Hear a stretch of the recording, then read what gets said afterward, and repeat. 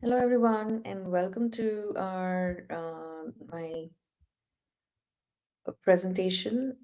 And a warm welcome, very good morning from Germany. And thank you for joining my session. And I'm really delighted to meet you all and share my presentation, share my knowledge with you today. Hello, Hello, Melinda. Gautami. Hello, Melinda. Yeah. We would just like to present your bio and then you can continue with your presentation. Okay, fine, no problem. Yeah, sure. Gautami Gurigala is an IT professional at Bio and Tech in Germany with a background in computer applications. Alongside her tech career, is a certified life coach, Reiki energy healer, and founder of Sacred Soul Radiance, where she integrates coaching and healing practices for personal transformation. That was a great bio. You can continue with your presentation. All right, Melinda, thank you so very much. So, everyone here, thank you so much for joining, and it is really great to see you all. And today I would be presenting about what is energy centers. The Sanskrit term for energy centers is called chakras, and we will know what is this all about. And let's get started with that. So, just I hope that you can see my presentation. So, uh, let's first try understanding what is energy. Anything and everything is energy. This is something that Mr. Albert Einstein stated. And yes, this is true. We are in the physical matrix. We have anything that is in an energy form has a manifestation of a physical manifestation. So, what we see, what we feel, what we hear, what we touch is all our physical manifestation. But these sensations, these emotions that drive us, the thoughts that drive us, is nothing but energy. If we look at our physical body, also, it is a physical manifestation of an energy form, and the energy form is nothing but the soul. The soul is an entity which is formless, and it is in universal term or in the cosmic term is nothing but energy. Every thought, every feeling, what we talk to each other, anything and everything is energy. In a nutshell, if I really have to say, any living and non-living thing that you interact with is energy. And anything and everything has a vibration, has its own frequency. And the way our human body is comprised of, we have our skeletons, we have our physical organs and our veins and many more things. We have something called an energy body, which is comprised of three main components. We are going to talk about three main components here when it comes to the energy body, which is the chakras. In English, we call it energy centers. The nadis, we'll go deeper into that, and the aura. Yes, we've been hearing a lot of people talking about aura, but I think nobody really understands what exactly aura is. But yes, we will go and dive deeper into it. And yes. So let's go to the next slide. And yes. So aura is nothing but a physical, I mean, aura is nothing but an energy field. It comprises of 7 layers, and it is a projection of energetic entity which replicates the physical body. Okay. As you can see, we have 7 layers of aura, which is the etheric body, emotional body, mental body, astral body. This is actually etheric template body, but we can still call it as etheric body, celestial body, and the causal body. So these 7 layers of aura acts as a protecting shield for our physical body. And as you can see, these 7 layers of aura represents the color rainbow in a nutshell, if I have to say Vibgyor. And we will also try understanding how we are connected with the universal elements when we dive deeper into each of the energy centers. And as you can see, Our chakras, the energy centers, there are seven main energy centers and there are seven layers of the aura. And each of these energy centers are connected with each layer of the energy field.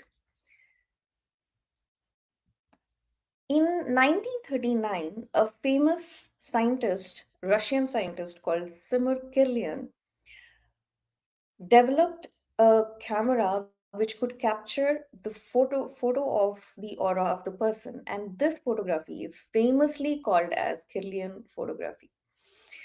So when our energy body is healthy, our aura is very vibrant and it shields us. But whereas when our energy body is weak, then we have holes in the aura, and that is how the negativity enters our physical body and it disturbs our life. So that's about aura, and we will have our Q&A session, so you can ask me any questions at that point of time. Now let's try understanding what are the nadis and the chakras. So, not to be confused, the term nadis is a Sanskrit word. Even the chakras word is a Sanskrit word, but not nadis is not to be confused with the nerves. Many of us do interchangeably use the word nadis with our nerves, but that's not the case. But I would want to explain the concept of nadis using our nervous system. So we have many nerves in our body which channel the flow of blood and supplies the blood to different organs, and that's how the physical body operates. Nadis, in the same way, are the energy channels. We have around, in totality, 72,000 nadis in our energy system, but we will mainly talk about three nadis, and the rest are all the sub nadis which are dependent on these three nadis. So, what are the three nadis? The three nadis are Ida, Pingala, and Sushumna. These are again all the Sanskrit terms. The English version of Ida Nadi is called the feminine energy, Pingala Nadi is the masculine energy, and Sushumna Nadi is the neutral energy. It runs on the axis of the spine. Now, Ida Nadi flows on the left side of our left side of our physical body, or you can call the energy body. Pingala Nadi is on the right side of the energy body, and Sushumna Nadi is at the center. The Ida in all these nadis, originate from the base of the spine, and it goes up to the crown of our head, as you can see here in the diagram. The Ida Nadi is represented with slight dashes, and the Pingala Nadi is represented with dots. And these nadis start from the base of the spine, intersect at a certain point, go in a intertwined way, intersect at a certain point on the axis of the spine and reaches till the top of the head. Now, these junctions are where the energy centers are formed. And in this way, we have in totality seven main chakras. And what are these seven main chakras? This is nothing but at the base of the spine, it is called the root chakra, or the Sanskrit representation is the Muladhara chakra. The second chakra is just below the navel, which is called the Swadhisthana chakra or sacral chakra. The third chakra is the Manipura chakra, which is just above the navel and below the diaphragm. It's between the navel and the diaphragm, and it is called Manipura chakra. The fourth chakra is situated at the center of the heart, which is the Anahata chakra or the heart chakra. The fifth chakra is situated at the throat, which is called Vishuddhi or the throat chakra. The sixth chakra is situated at the between the two eyebrows. We call it the third eye chakra or the Agna chakra. It is also called the Bro chakra. And the seventh chakra is situated at the top of our head, which is called the Sahasrara or the crown chakra. Now, the feminine energy and why do we have this Ida and Pingala Nadi? I mean, this arises from the concept of Ardhanarishwara form of Shiva and Shakti, whereas where the Shiva is on the right side of the body, and Parvati is at the left side of the body, and they are merged together and they form an equilibrium of energies. The balance of these two energies is when the Sushumna nadis gets activated. So, what does these nadis do?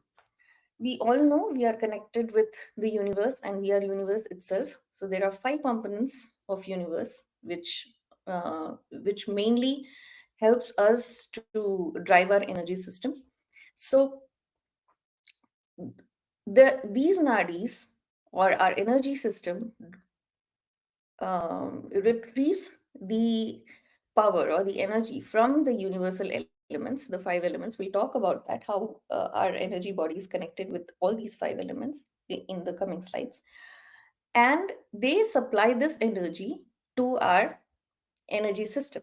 So the Ida Nadi and the Pingla Nadi drives this energy force from the base of the spine to the top of the head, passing the energy to all the energy centers and clearing out all the blockages.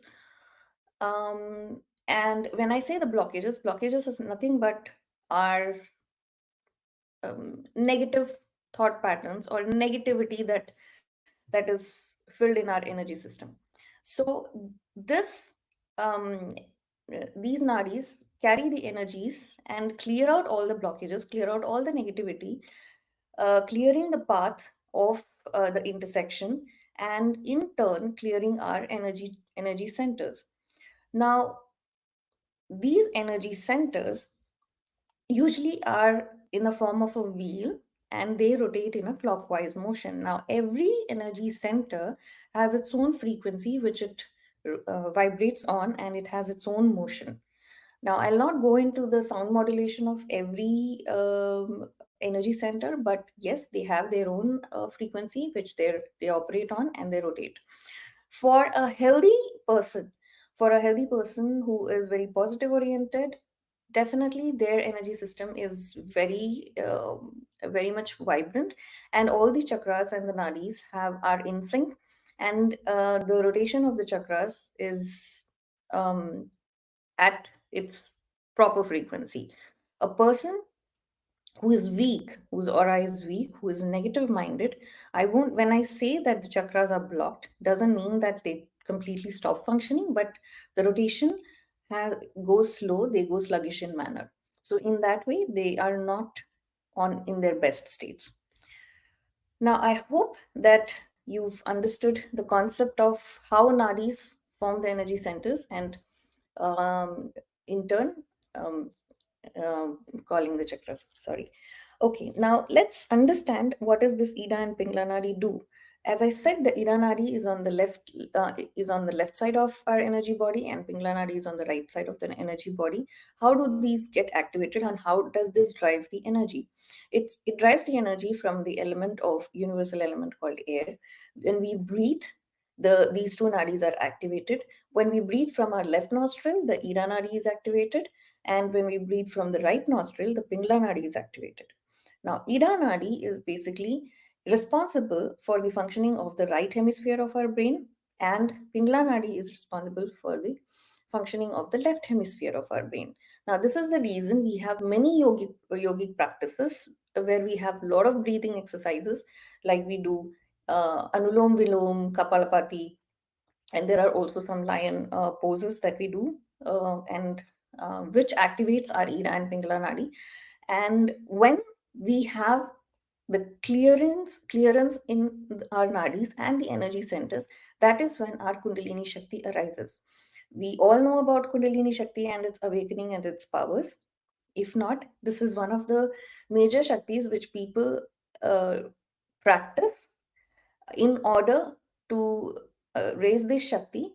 And most of the yogic do this practice in order to experience enlightenment, or I would say the first stage of enlightenment.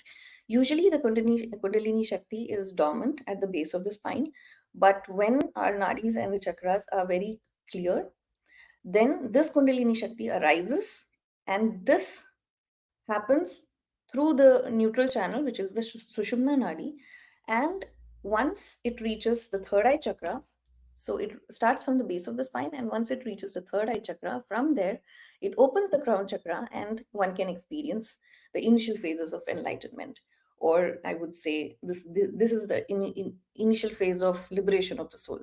So this is the reason many of the yoga practices are there to activate the Kundalini Shakti.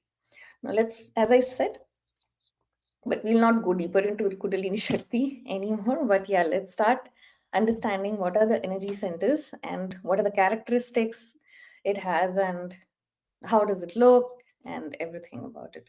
So as I said, there are seven main energy centers, but that's not all. We in totality have 114 energy centers. Amongst that, these seven are the main energy centers, and rest are the minor chakras or the sub chakras.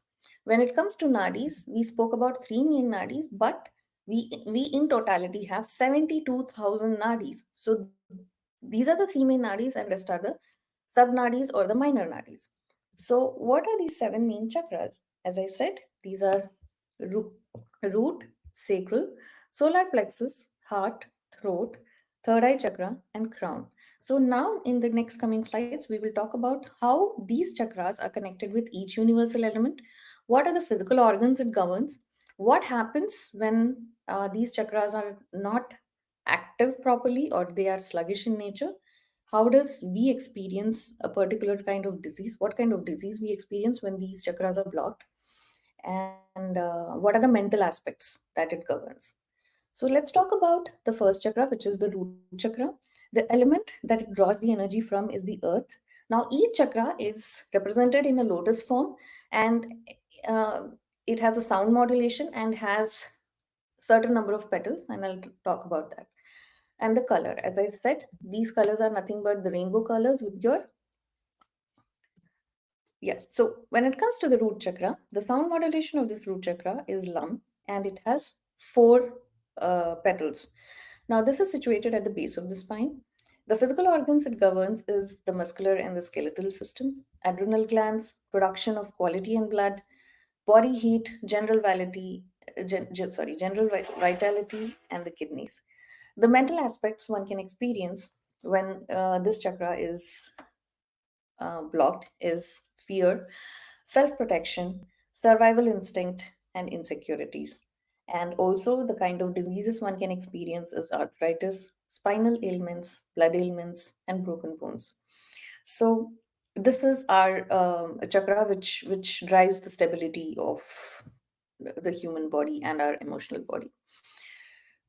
Now let's talk about the second chakra, which is the sacral chakra. This is orange in color. This is situated just below the navel, and the universal element it is connected with is water. The sound modulation is Vam. It has six petals, and the physical organs it governs is all the sexual glands, ovaries, and testicles. Adrenal glands, it controls the blood pressure, pancreas, lower parts of the liver, spleen, intestine, bladder, and uterus. The emotional aspect or the mental aspects one can experience when or this chakra drives is sexual desires, sensual pleasures, guilt, hurt, and frustration. And some of the um, physical disorders one can experience a sexual related problem, high blood pressure, any issues related to the bladder or constipation. Let's go to the third chakra, which is the solar plexus chakra, and this is yellow in color, and the universal element it is connected with is the fire. Now this has 10 petals, and the sound modulation of this chakra is rum. The physical organs it governs is stomach, spleen, intestine, gallbladder, liver, pancreas, and diaphragm. And this is situated, as I said, between the diaphragm and above the navel. And the emotional aspects one can experience when this chakra is blocked is ego, cravings for money, uh, status, name, power. These people are highly ambitious, quite aggressive, and this is the seed of all negative emotions like anger, jealousy, hatred, greed, and violence. The one can also experience some diseases with respect to digestive disorders, ulcers, diabetes, jaundice, skin problems, and any kind of other allergies when this chakra is blocked. Let's talk about the fourth chakra, which is the heart chakra or the Anahata chakra. The universal element this is connected with is air. Now, this has 12 petals, and the physical organs it governs is heart, lungs, thymus glands, and circulatory system. The sound modulation of this chakra is yam. The mental aspects it governs is love, compassion. Basically, this is a chakra which is the center of all the emotions, and this is one of the main chakra that drives that also, because this is the seed of emotions, and this is how our emotions affect our energy body, in turn all the other chakras. Now, what, I'm sorry I did not mention about this, what could be the reason that our our energy centers can be blocked? Of course it is the because of the negativity. Now, the negativity could be embedded in our energy centers due to a lot of factors. It could be our sleep patterns, it could be our belief system, our upbringing, our surroundings, the the self-talk, or the way we treat others, our thought patterns, our emotions. So all these factors affect the energy of a human. Okay, now coming back to the topic, and what are the diseases one can experience when this chakra is blocked is any heart and circulatory ailments, lung ailments like bronchitis, asthma, or tuberculosis. Let's go to the fifth chakra, which is the throat chakra. And the universal element this is connected with is space. Now, from here on, throat, third eye chakra, and the crown chakra, all these chakras are connected with the universal element space. The sound modulation it has is hum, and the number of petals this chakra has is 16, and this is blue in color, and this is situated at the center of the throat. The physical organs it governs is, yes, as it is written, throat, voice box, air tube, thyroid and parathyroid glands, arms, hands, mouth, and lungs. The emotional disorders or emotional factors that it governs is communication, speech, self expression, and creativity. And one can experience throat ailments, tonsillitis when this chakra is blocked. Let's go to the sixth chakra, which is the third eye chakra. This again is connected with space, and this the color of this chakra is indigo. It has two petals. Now, this why these two petals is because I think, as I mentioned in the nadis section, that these the Ida and the Pingla nadi finally end up at the third eye chakra. Now, when they activate the third eye chakra, from there the crown chakra is activated through the Sushumna Nadi. So these two nadis, Ida and the Pingla Nadi, are nothing but the lotus, the petals of the third eye chakra, and that is what is represented here. The sound modulation of this chakra is Om. The physical organs it governs it is pituitary and endocrinal glands, nervous system, left ear, left eye, ears, nose, hypothalamus, and lower brain. This chakra is situated between the two eyebrows, and the emotional aspect it governs is intuition, intellect, clairvoyance, and telepathy. One can experience eyesight, hearing, or smell disorders, sinusitis, or any issues with respect to nervous system when this chakra is blocked. Now, coming to the last chakra, which is the crown chakra. Now, this is situated at the top of our head, and again, as I said, this is connected with the universal element space. This has around, not around, but 1,000 petals, and the physical organs it governs is the sound modulation for this chakra is Soham. The physical organs it governs is pineal glands, upper brain, and right eye. The emotional aspects it governs is any cosmic connection, and self-realization. So anybody who is very more intuitive and connected with the divine and feels the connection with the universe and the divine, for them the crown chakra is very much healthy. And the diseases one can experience when this chakra is blocked is any issues with respect to the pineal glands or cerebral cortex. So as you can see, we say that we are universe, and or we are a part of universe, and this is how our energy is manifested into a physical form, which is a human body containing organs and stuff like that. So let's talk about the aura, a healthy aura and the unhealthy aura. As I said, a healthy aura is on the which is on the right hand side, as you can, and the unhealthy aura is on the left hand side. As you can see, the healthy aura is very vibrant, colorful, and it does not allow the negativity to leak into our physical body. But whereas the unhealthy aura has holes in it, and through which the negativity can pass through us. If you have experience, when you visit a place, when you visit a place, you feel very calm, composed, nice, relaxed. Why do you feel it? Because the energy of the place is very positive, and that is the energy your aura is feeling, and you're receiving it.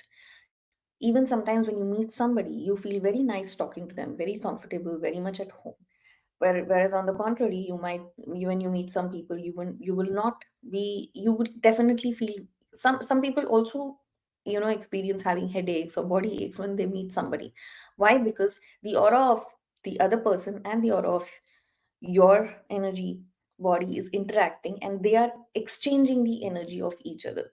So if you meet somebody who is quite negative oriented, then of course you are receiving and absorbing the energy of the person, and in that way your aura goes weak, and in turn it affects your energy system, in turn affecting your physical body.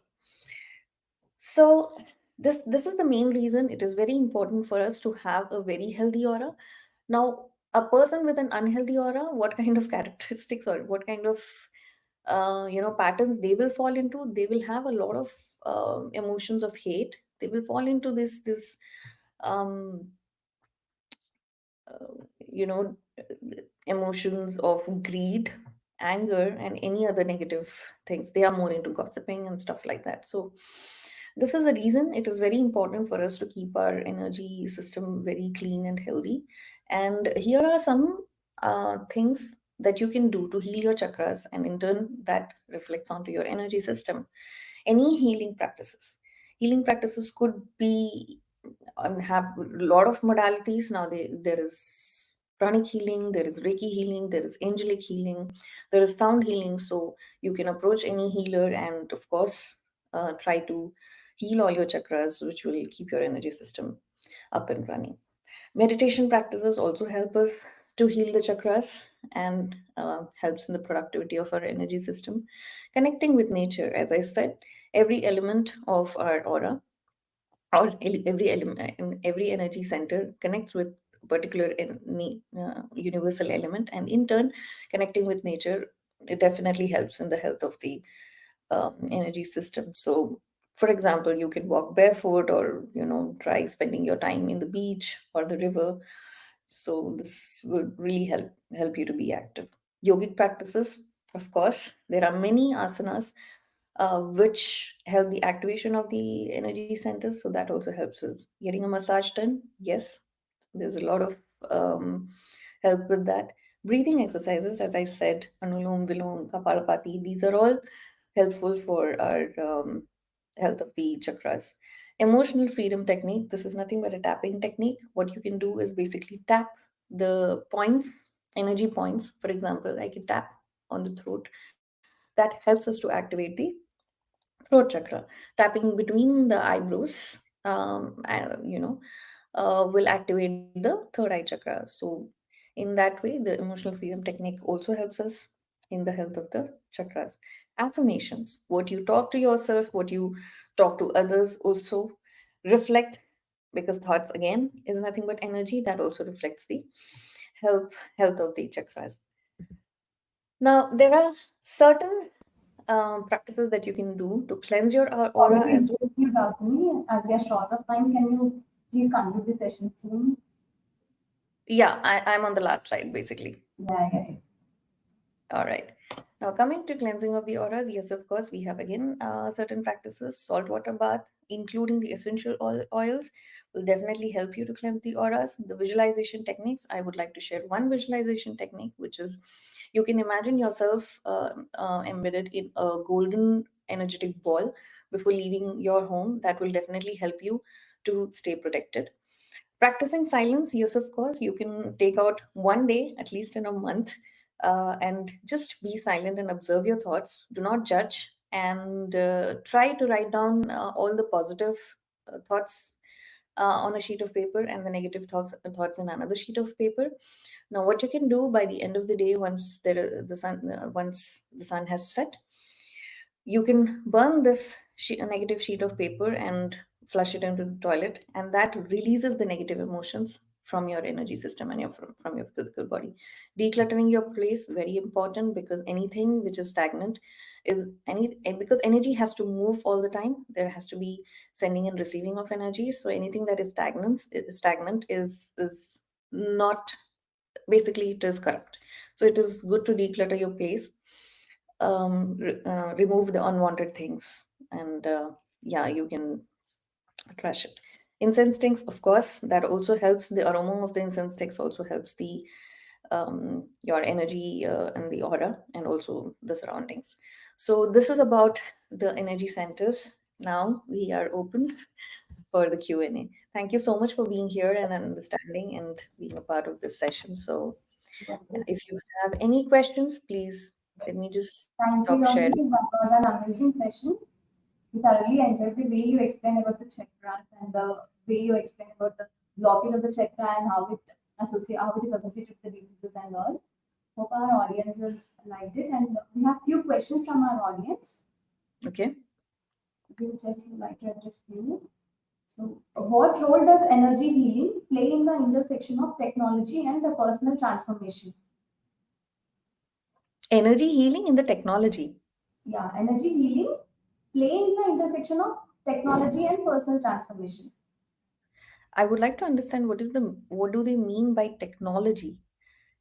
How does the energy healing play in the intersection? How does it play in the intersection of technology and personal transformation? Okay. I would say, as I said, energy healing is nothing but drawing. I mean, as healers, we are embedded with certain symbols of Reiki, and we have the power to basically call the cosmic energy from the universe and pass it on to the other person. We work on the chakra system. So as I said, each chakra is connected with a particular emotional aspect and the physical aspect. So what we try to do is pass on the cosmic energy to particular energy center, which clears out the blockages and helps the health of the energy center. So in that way, it is energy healing is connected. Sorry if you're muted. So Thank you, thank you. Hope our audience got their answer. yeah, and of course, if anybody needs any help and support, you can reach out to me on Sacred Soul Radiance, and I have a website, and yeah, you Thank you can for do the that. wonderful Thank presentation. you so very much for this opportunity, and I love you all, and yeah, We have further sessions for the day. Could you please join the other sessions too? yes, of course. Thank you, Melinda. Thank you.